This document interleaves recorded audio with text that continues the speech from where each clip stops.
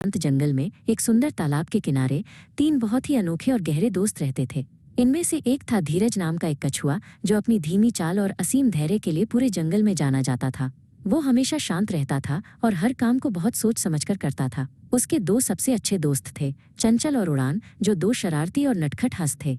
वे दोनों हमेशा ऊर्जा से भरे रहते थे और आसमान में ऊंची उड़ानें भरना पसंद करते थे। धीरज अपनी धीमी स्थिर गति से तालाब के किनारे घूमता था, जबकि चंचल और उड़ान आसमान में कलाबाजियां करते थे। उनकी दोस्ती बहुत गहरी थी। वे अक्सर एक दूसरे के साथ अपनी कहानियां साझा करते थे। धीरज अपनी शांत दुनिया के बारे में बताता था और हंस अपनी उड़ानों के रोमांच के बारे में। वे हमेशा एक दूसरे का साथ देते थे और उनकी दोस्ती जंगल में एक मिसाल थी। एक दिन चंचल और उड़ान वापस लौटे और उन्होंने धीरज को एक बहुत ही सुंदर और विशाल तालाब के बारे में बताया, जो उनके तालाब से बहुत दूर था। उनकी आंखों में चमक थी जब उन्होंने कहा, काश तुम भी उसे देख पाते। वो इतना बड़ा और सुंदर है कि तुम अपनी आंखों पर विश्वास नहीं कर पाओगे। धीरज ने उनकी बातें सुनी और उसके दिल में एक उदासी छा गई, क्योंकि वो जानता था कि उसकी धीमी चाल उसे इतनी दूर तक कभी नहीं ले जा सकती। ये देखकर चंचल और उड़ान ने एक दूसरे को देखा और एक शानदार योजना बनाई। वे धीरज के पास आए और उत्साह से बोले, चिंता मत करो दोस्त, हम तुम्हें वहां ले जाएंगे।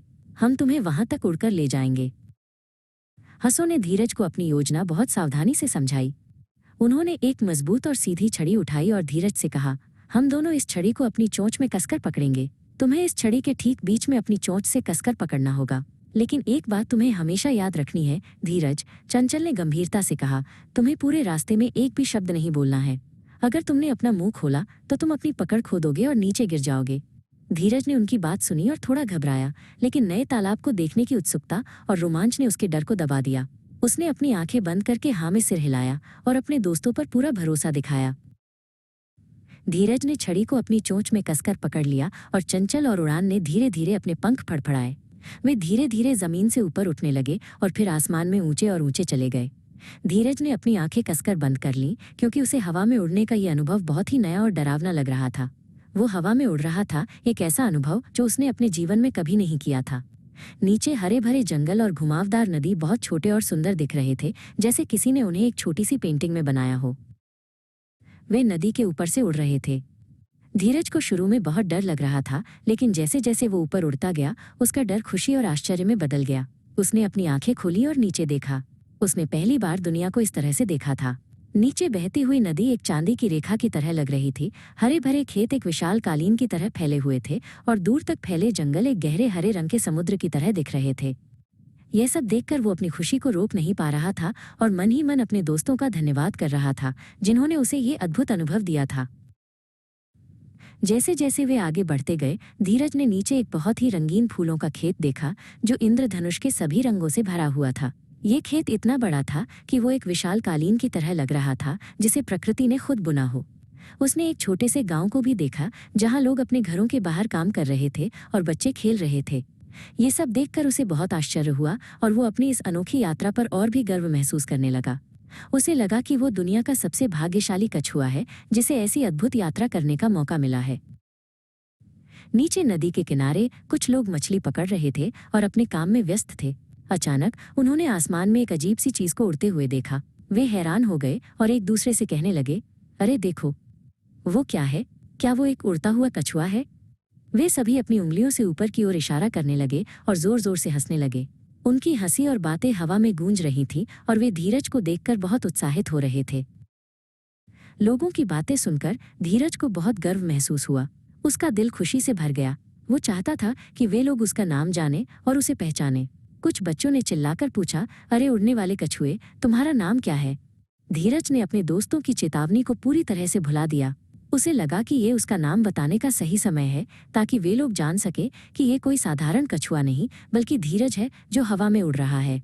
उसके मन में एक ही विचार था, मुझे उन्हें बताना ही होगा कि मैं कौन हूँ।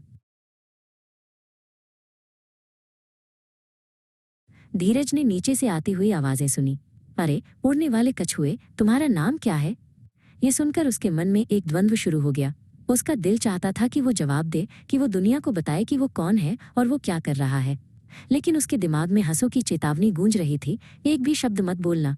वो अपनी इच्छा और अपने दोस्तों की सलाह के बीच फंसा हुआ था। एक तरफ उसकी अपनी पहचान बताने की इच्छा थी और दूसरी तरफ उसकी सुरक्षा और उसके दोस्तों की सलाह। ये एक ऐसा संघर्ष था जिसमें उसकी समझदारी और अहंकार आमने सामने थे। धीरज ने सोचा, मुझे उन्हें बताना ही होगा कि मैं कौन हूँ।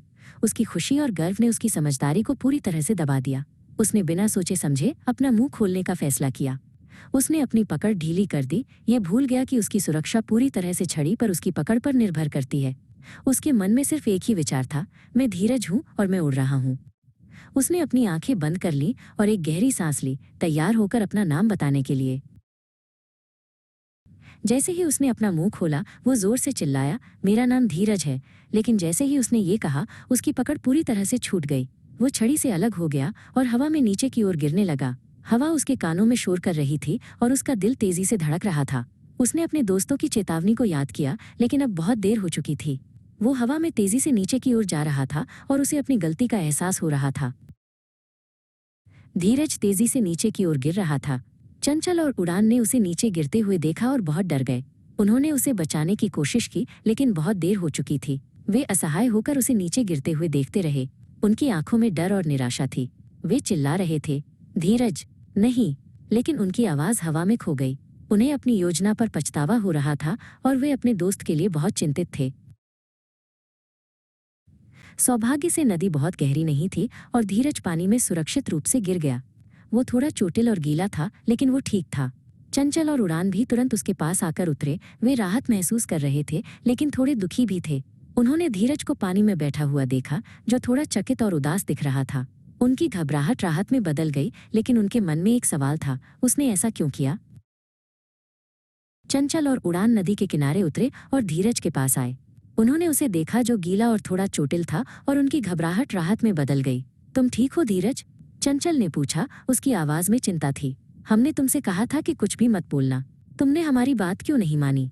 उड़ान ने पूछा, उसकी आवाज में थोड़ी निराशा थी। धीरज ने उनकी ओर देखा, उसकी आंखों में शर्म और पछतावा था।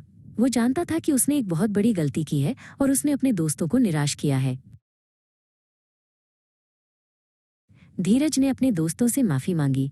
उसने सीखा कि धैर्य और आत्मनियंत्रण उतना ही महत्वपूर्ण है जितना कि दोस्तों पर विश्वास करना। उसे एहसास हुआ कि एक पल की लापरवाही और जल्दबाजी सबसे अच्छी योजना को भी बर्बाद कर सकती है। उसने वादा किया कि वो भविष्य में हमेशा सोचने के बाद ही कोई काम करेगा। चंचल और उड़ान ने उसे माफ कर दिया और तीनों दोस्त फिर से एक साथ थे। धीरज ने अपनी गलती से एक बहुत ही महत्वपूर्ण सबक सीखा और उसने अपने दोस्तों के साथ अपनी दोस्ती को और भी मजबूत कर लिया।